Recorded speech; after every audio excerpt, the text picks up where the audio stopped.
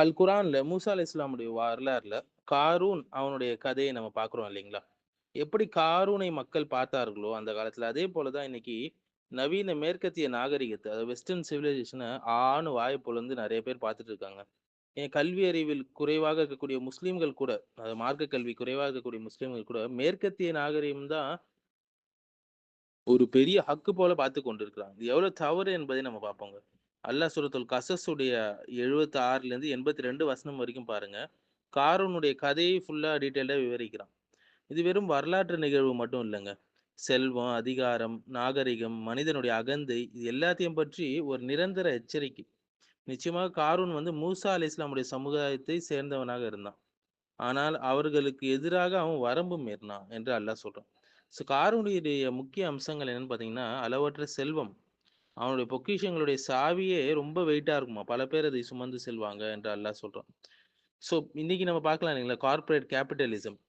பெரும் பெரும் நிறுவனங்கள் அவங்களுடைய முதலாளித்துவம், பில்லியனர் கலாச்சாரம், செல்வம் தான் வெற்றியோட அளவுகோல் என்ற சிந்தனை உடைய மக்கள் இன்னைக்கு இருக்காங்களா இல்லையா?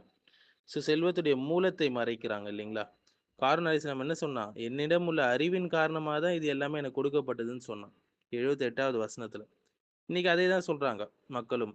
ஐ அம் செல்ஃப் மேட். இது என்னுடைய திறமையிலேருந்து, என்னுடைய கடினமான உழைப்பிலேருந்து வந்தது. என்னுடைய புத்திசாலித்தனத்திலேருந்து வந்ததுன்னு சொல்றாங்க. அல்லாஹ்வுடைய அருள்னால் வந்தது, அல்லாஹ் பிச்சை போட்டதுன்றத மறந்து விடுறாங்க. உலக ஆடம்பரத்தை வெளிப்படுத்தணும்னு விரும்புறாங்க. அவன் தன்னுடைய அலங்காரத்தோடு மக்களிடம் வெளியே வந்தான் இல்லையா? காரூன். நவீன காலத்துல என்னது? லக்ஸரி பிராண்ட்ஸ் போட்டுன்னு வர்றது, சோசியல் மீடியா ஃப்ளாண்டிங் பண்றது, celebrity culture, influencer life style. இன்றைய இன்ஸ்டாகிராம் வாழ்க்கை வந்து காரூனுடைய அலங்கார ஊர்வலத்தை நினைவூட்டுது. இன்னைக்கு சோசியல் மீடியால அப்படி வராங்க, அவன் நேரா வந்தான் அன்னைக்கு. மக்கள் இதனால மயங்குறாங்க. உலக வாழ்க்கையை விரும்பியவர்கள் என்ன சொன்னாங்க? காரூனுக்கு கொடுக்கப்பட்டதைப் போல நமக்கும் இருந்தா நல்லா இருக்குமே என்று சொன்னாங்க. இன்னைக்கு அதுதான் நடக்குது இல்லையா? கன்சூமரிசம், மெட்டீரியலிசம், அடுத்தது FOMO, fear of missing out என்றெல்லாம் சொல்லுவாங்க. ஆனா அறிவாளிகளுடைய பதில் என்னவா இருந்தது? அல்லாஹ்வுடைய அருட்கொடை அதுதான் சிறந்ததுன்னு சொன்னாங்க. ஸோ நவ்ய ந உண்மையான அறிஞர்கள் என்ன சொல்றாங்கன்னா, செல்வம் இலக்கு கிடையாதுங்க. செல்வம் வந்து ஒரு சோதனை. ஆகிரத்துடைய வெற்றி தான் உண்மையான வெற்றின்னு சொல்றாங்க. அவனையும் அவனுடைய வீட்டையும் பூமிக்குள்ள மூழ்கடித்தோம் என்று அல்லாஹ் சொல்றான். அவனுக்கு வந்த தண்டனையை. இன்னைக்கு நவீன காலத்துல பார்க்கலாம். பொருளாதார வீழ்ச்சிகள் நடக்குது. கார்ப்பரேட் ஸ்கேண்டல் நடக்குது. பேரரசுகள் திடீர்னு ஒரே நைட்ல சரிவு ஏற்படுது. தற்கொலைகள், மன அழுத்தங்கள், குடும்ப சிதைவுகள் எல்லாம் வந்துச்சு. மேற்கத்திய நாகரிகத்தோடு ஒப்பிடும்போது, காரூன் வந்து மேற்கத்திய நாகரிகத்துடைய சில அம்சங்கள் அவன்கிட்ட வெளிப்பட்டுச்சு இல்லைங்களா? எப்படி அவன் செல்வம் தான் சக்தி இறுதி இலக்குன்னு நினைச்சானோ, இன்னைக்கு ஜிடிபி தான் மைய வெற்றியாக இருக்கு. என்னுடைய அறிவால வந்ததுன்னு சொல்லி இந்த ராடிக்கல் இண்டிவிஜுவலிசம் பேசுறாங்க எல்லாரும். ஒரு பக்கம் கன்சியூமர் கல்ச்சர், ஆடம்பரத்தை வெளிப்படுத்துவது. அடுத்தது மக்களுடைய பொறாமை, செலிபிரிட்டி வொர்ஷிப். அறிஞர்களுடைய எச்சரிக்கை வந்து அதிகமாவே இருக்கு இந்த விஷயத்துல. செல்வம் வந்து அல்லாஹ்வுடைய அங்கீகாரம் இல்லங்க. அல்லாஹ் வந்து அவங்கள பொருந்திக் கொண்டான் என்பதற்கான ஒரு அளவுகோல் இல்ல. காரூன் அல்லாஹ்வால நேசிக்கப்படல. செல்வம் வந்து சோதனையாக இருக்கும் பல நேரங்கள்ல, சில நேரங்கள்ல அருளாக இருக்கும். பொருளாதார முன்னேற்றம் என்பது வந்து அவங்க வந்து எல்லாத்துலயும் முன்னேறிட்டாங்கன்னு அர்த்தம் இல்ல. உயர்ந்த கட்டிடங்கள் இருக்கலாம், மேம்பட்ட தொழில்நுட்பம் இருக்கலாம், பெரிய பெரிய பொருளாதாரம் இருக்கலாம். இதெல்லாம் அல்லாஹ்வுடைய திருப்திக்கான ஆதாரம் கிடையாது. காரூனை பார்த்து மக்கள் ஆசைப்பட்டாங்க இல்லைங்களா? இன்னைக்கு வந்து Instagram, YouTube, celebrity life style இதையே தான் உருவாக்குது. காரூனுடைய லைஃப் ஸ்டைல தான் உருவாக்குது.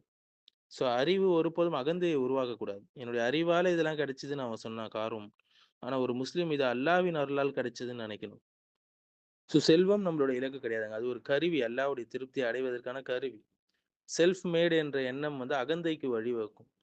பிறருடைய ஆடம்பர வாழ்க்கையை பார்த்து நம்ம பொறாமைப்படக்கூடாது. உலகத்தோட வெற்றி, மறுமையோட வெற்றி கிடையாது. இத நல்லா புரிஞ்சுக்கணும் நம்ம.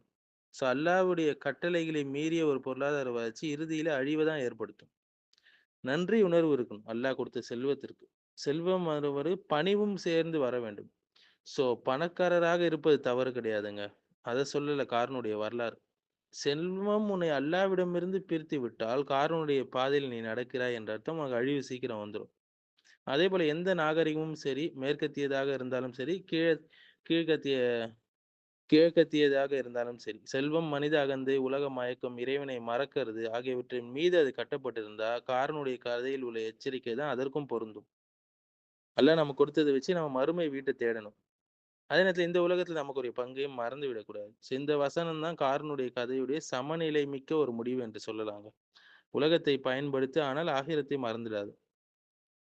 ஸோ அல்லாஹ் சுப்ஹானஹு வ தஆலா காரூனுடைய வரலாற்றில் நிறைய நுட்பமான உளவியல் உண்மைகள்லாம் எடுத்து காட்டுறாங்க. அவனுடைய அலங்காரத்தோடு மக்களுக்கு முன்னில வெளியே வந்தான் அவன். இப்போ உலக வாழ்க்கையை விரும்பியவர்கள் என்ன சொன்னாங்க? காரூனுக்கு கொடுக்கப்பட்டதை போன்று நமக்கும் கிடைச்சா எவ்வளவு நல்லா இருக்கும். நிச்சயமாக அவன் பெரிய பாக்கியசாலி என்று சொன்னாங்க. சூரத்துல் கசஸ்ல நம்ம பார்க்கலாம். ஸோ 2 வகையான மக்கள் இங்க இருந்தாங்க. வெளிப்புறத்தை பார்த்து மயங்கியவர்கள். இன்னைக்கு அதுதான் நடக்குது. எப்படி? வெஸ்டர்ன் வேர்ல்ட பார்த்து மயங்கிறது. ஸோ இவங்க என்ன பார்த்தாங்க? காரூனுடைய செல்வத்தை பார்த்தாங்க, அலங்காரத்தை பார்த்தாங்க, சமூக அந்தஸ்தை பார்த்தாங்க, வெளிப்புற வெற்றியை பார்த்தாங்க.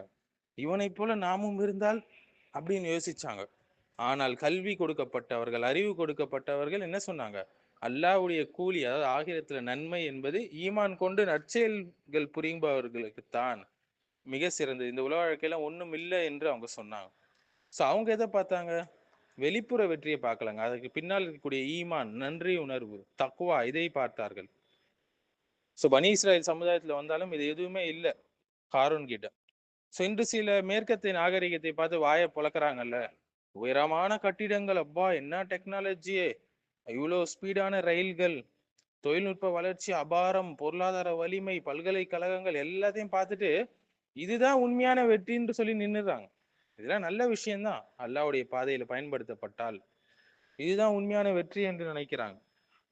ஆனா காரூனுடைய கதை என்ன சொல்லுது? வெளிப்புற வெற்றியை மட்டும் பார்த்து தீர்ப்பு சொல்லக்கூடாதுப்பா. மின்னுவதெல்லாம் பொன்னல்லன்னு சொல்லுவாங்க இல்லையா? கானூன் வந்து மின்னுனா, ஆனா அல்லாஹ்வுடைய பார்வையில அவன் வெற்றியாளன் கிடையாது. ஸோ நாகரிகம் பிரகாசமா இருக்கலாம் இன்னைக்கு மேற்கத்திய நாகரிகம். ஆனால் அதனுடைய ஆன்மீக ஆரோக்கியத்தை பாருங்க, எவ்வளவு மோசமாக இருக்கு. எத்தனை ஏத்திஸ்ட் இருக்காங்க பாருங்க. மயங்கியவர்கள் எவ்வளவு பாக்கியசாலி அவன்னு சொன்னாங்க. ஆனா கொஞ்சம் வசனத்துக்கு பிறகு என்ன நடக்குது? அல்லாஹ் நமக்கு அருள் புரியலன்னா நம்மையும் பூமியில மூழ்கடிச்சிருப்பான் போல இருக்குது காருணை போல என்று உடனே மாத்தி பேச ஆரம்பிச்சாங்க.